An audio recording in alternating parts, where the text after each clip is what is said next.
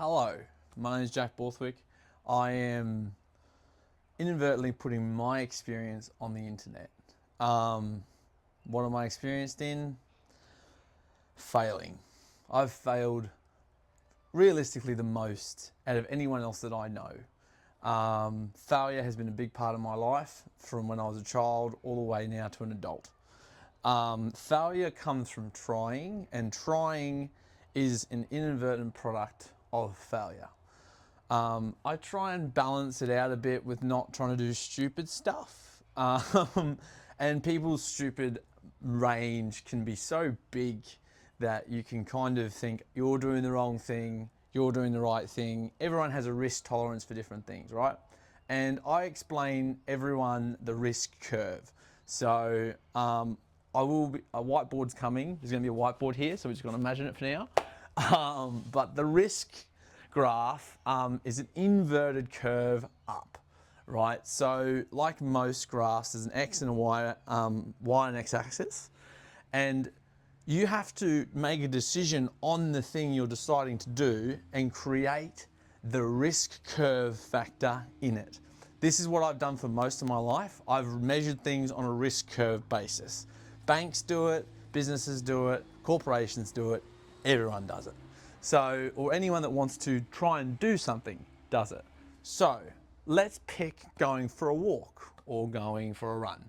The risk curve on that is very, very low because realistically, the risk curve up is you might trip and break your ankle, but the realistic facts of that happening are very low. So, when I explain risk to people, I like them to think of it as a chance for something to go wrong. Now, with something going wrong, you have to kind of look at it at a long perspective. What can happen now and what can happen later aren't the same thing. So for me, I've kind of looked at lots of different options with businesses, how to make money and all this stuff. So let's look at two ways to make money that everyone tries to really not understand. There's two different types of gambling. You have the poker gambling and you have the stock market gambling. Now, you can take $10,000 to a casino and you only have a certain amount of chances to play that game. Now, with risk management, which is part of the risk curve, you have to measure out how many times do you think it's going to take for you to win. Now, in a casino, there are so many variables on top of the risk curve that you have to measure out how many chances is it going to take for you to turn your X, your amount of money, into something. So, that said, there's so many factors in gambling, which is a whole different thing. Gambling is poker, pokies. Anything that involves you betting on someone else's decision in a sense of a casino, pokies, house of cards, all that kind of thing. That is gambling. Over here, there is the business risk, the stock risk, the investment risk. Now, everyone talks about how investing is a risk, it can be risk-free. Wrong. Everything with investing is a risk. Investing in your health, investing in your business, investing in your house, everything has a risk. So over here we've got the definite I could lose factor if I don't play it right or if the house messes it up. Over here is the other game, and that's the game I've been playing for 12 years, where I find something and I try and make it into something else. So, perfect example, I used to do furniture removalists. So when I started doing furniture removal, I saw that I could take a risk on asking someone if they wanted me to do a service for them. The only risk factor is a no. I didn't have to put any money up front until I get a yes. So when I get a yes, I went out, found someone to help me, hired a truck, and then I went and did the job. Now, there is a risk involved in doing the job. Might hurt the furniture, might do that, might do this. You need to understand that you are in control of that risk. The house isn't. You are now the house. And that's where I talk about business, is like you become the house. You become the man dealing the cards out, because you're not risking anything by asking for an opportunity to ROI, return on investment. You put money in, you get money out. And what I've discovered is that certain businesses only work if you fully understand end-to-end product. An end-to-end product isn't a bottle or a food, it's you. You are the end product. You decide if you're doing the right thing or the good thing in business. And the risk curve is, if your intent on doing the job is to only get as much money out of the person you're doing the job for or selling the product to, they will read it. And that is the risk curve no one talks about. No one talks about how, if you go in with the mindset of like, I want them to get as much money out of this person as possible, they will feel that energy. They will feel that you are inadvertently scamming them. And that is the gambling side of business, where you only focus on how much, not how much value, but how much money I can get out of them.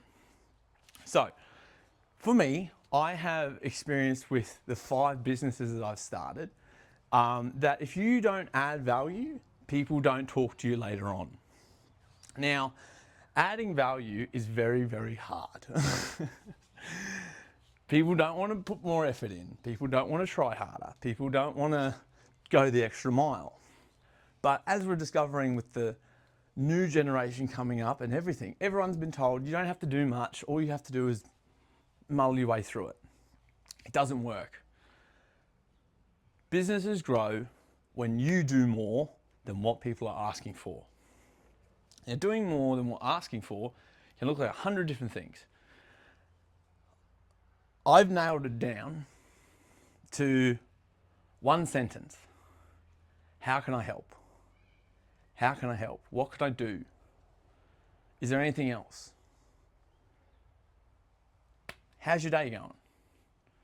People want to know that you care, not about how much you're going to pay them, but how much you're going to invest your heart, your time, and your effort.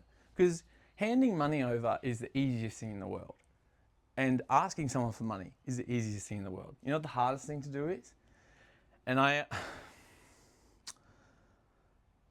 give an example of a recent case, right? So I recently did Gold Coast Swimwear Week.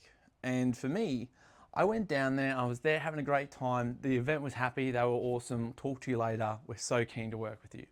Awesome, right? There was an 18th birthday party next to me, in the booth next to me, that had nothing to do with the event and stuff, but I saw them watching me all day. I felt like they wanted to have a go on the photo booth. So I went over and I said, do you guys want to have a go for an hour for free? Now, those people got my socials, they talked to me. I had them actually talking to me about other companies they used that gave them the same experience but not the same energy. And this is where inadvertently your risk curve as a business owner drops off, because now there's no risk to you. You just keep adding value, adding value, adding value. People will come back. People won't care. People won't go away and talk about your little, oh, that guy's a bit weird, oh, it's terrible. You don't know, because at the end of the day, the first impression you give people matters. And if you can't hold that level, like, if you say you go in and like the first day's amazing, if that can't be maintained, people see it. And that's where I've learned, if you're skulking around, hiding behind closed doors, I've got to put on a mask when I turn up to work, or a mask when I turn up to the sale, or a mask when I turn up to the business, it doesn't last. It's going to create problems for you with employees, with how your business runs, with who you deal with. And if you have a certain energy inside you of like, hey, I don't really care. I'm just here to get rich. that attracts a certain type of client. And if those people are bad people, you're creating a bad business model. And it should be your ethics bouncing off each other, because I've dealt with people that are terrible, but they still deal with me, and they know that I'm on a certain ethical level and a certain value level where they can't move me, they can't budge me.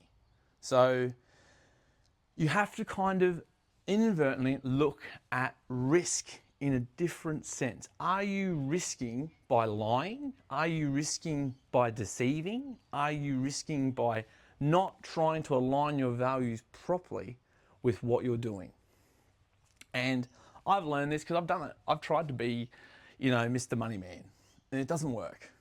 It doesn't work at all. And people feel that when you are in there just for the dollar and not for the result.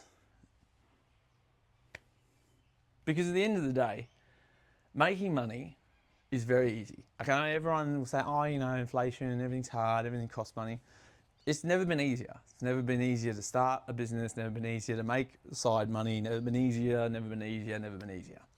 And that's what makes it harder to be genuine, because everyone's worried I'm getting into a flooded market. I am in one of the most flooded markets around. Media.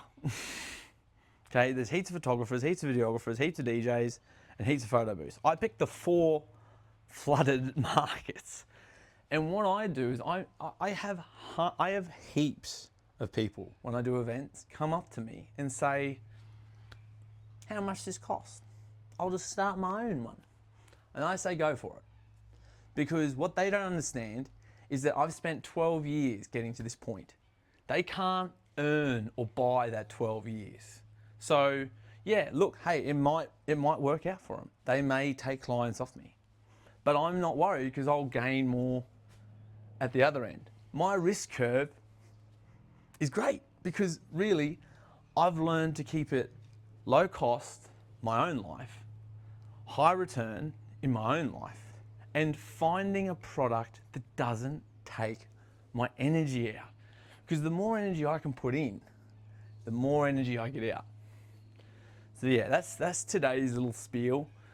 I hope it makes sense. I do ramble a bit, and I should do scripts, but I really think about things for a while, and then I like to talk about them. As this page and as my social media thing grows, I will definitely have more appropriation and perfection in a sense to it. But one thing I've learned is you have to just do. And in the last 12 years, I've learned that doing does more than planning.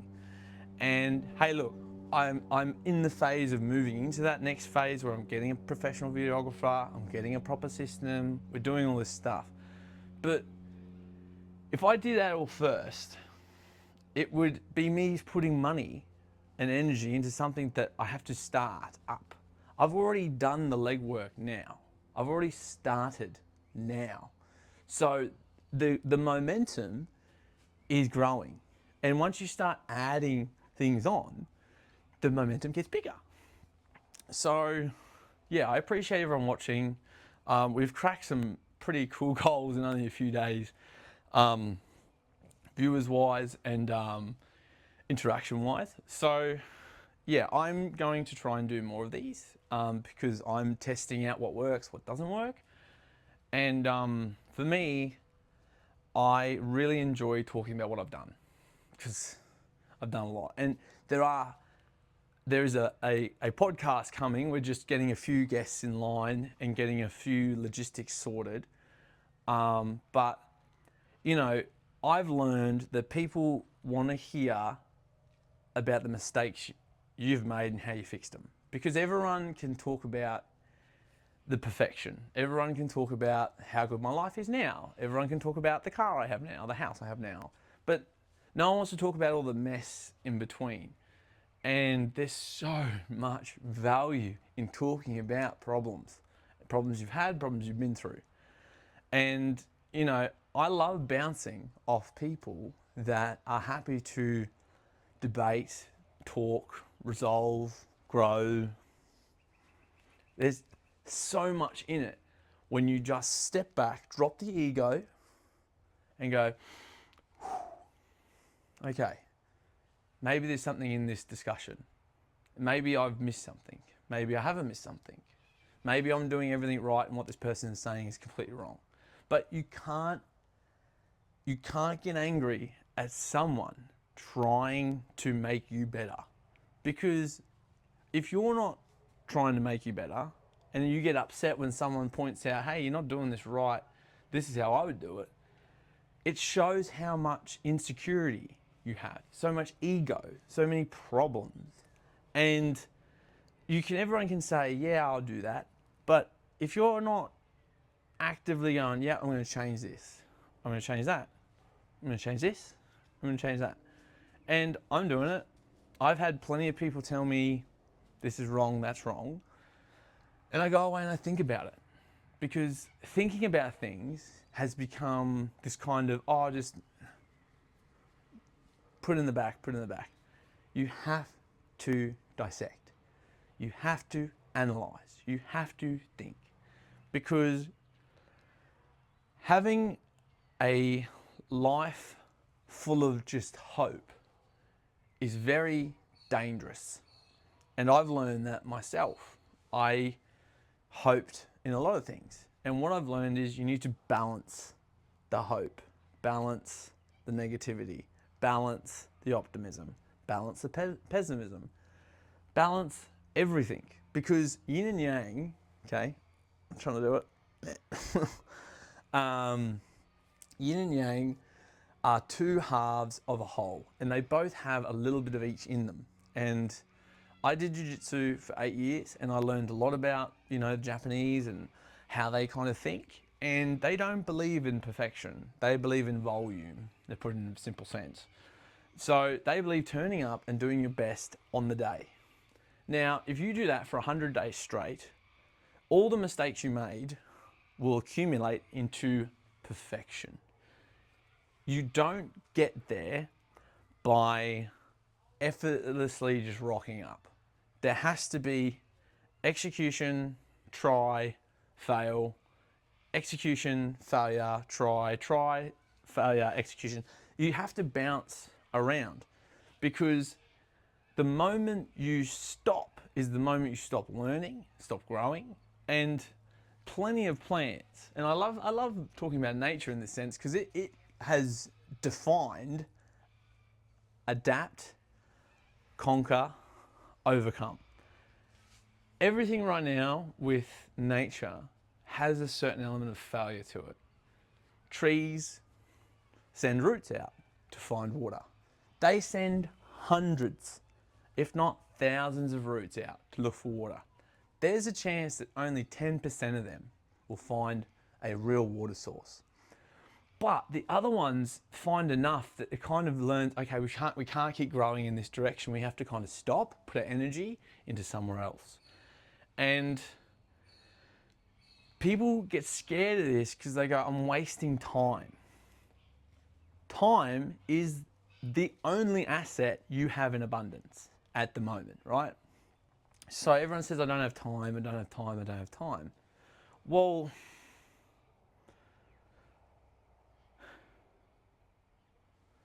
time is in your control.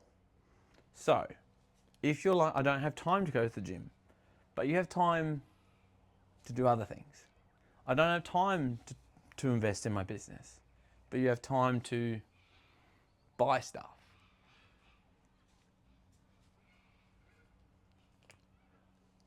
You don't have time to think about a new career. You have time to watch TV. I don't have time to organise my life, but I have time to relax. Your definition of time is your decision, and you cannot blame anyone else if you don't have any time. I used to always say, I don't have time, I don't have time, I don't have time. I was AKA I don't have time, man. But what I've learned is you have to make time. And For me now, I've kind of, been forced into this scenario where I have to sit around and wait and have all this time. And I go, realistically, if I did this 5 years ago and just quit my job, went all in, had a bit of money behind me to survive, I would be where I am right now. And sometimes it takes a very uncomfortable situation for you to realize how much your potential is being capped by your own thinking. So, yeah, this is just another video that I'm posting. I hope everyone enjoys it. I'm going to be rambling a lot, and I appreciate the time.